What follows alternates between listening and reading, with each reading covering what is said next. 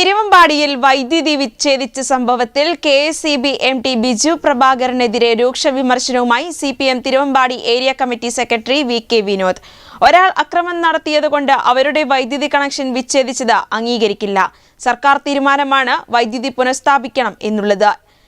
LDF തിരുവമ്പാടിയിൽ നടത്തിയ പൊതുയോഗം ഉദ്ഘാടനം ചെയ്ത് സംസാരിക്കുകയായിരുന്നു അദ്ദേഹം.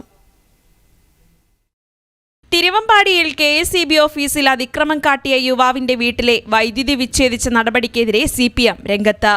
LDFിന്റെ നേതൃത്വത്തിൽ തിരുവമ്പാടിയിൽ നടത്തിയ രാഷ്ട്രീയ വിശദീകരണ യോഗത്തിലാണ് കെഎസ്ഇബി എംഡി ബിജു പ്രഭാകരനെതിരെ രൂക്ഷ വിമർശനവുമായി CPM Thiruvambady area secretary V K. Vinod രംഗത്തെത്തിയത്.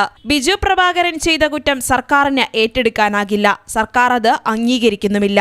ഞങ്ങളുടെ മുന്നണിയും അത് അംഗീകരിക്കുന്നില്ല. അതുകൊണ്ടാണ് വൈദ്യുതി പുനഃസ്ഥാപിക്കാൻ സർക്കാർ ഉത്തരവിട്ടതെന്നും അദ്ദേഹം പറഞ്ഞു. ബിജു പ്രഭാകരന്റെ തീരുമാനം അംഗീകരിക്കില്ല. ഒരാൾ അക്രമം നടത്തിയതുകൊണ്ട് അവരുടെ കണക്ഷൻ വിച്ഛേദിച്ചത് അംഗീകരിക്കില്ലെന്നും അദ്ദേഹം കൂട്ടിച്ചേർത്തു. ബിജു പ്രഭാകരൻ എന്ന് പറയുന്ന IAS-കാരൻ ചെയ്തതിന്റെ കുറ്റമൊന്നും ഇപ്പോൾ സർക്കാരിന് ഏറ്റെടുക്കാൻ കഴിയില്ല. സർക്കാർ അത് അംഗീകരിക്കുന്നില്ല. ഞങ്ങളെ മുന്നണിയും അത് അംഗീകരിക്കുന്നില്ല.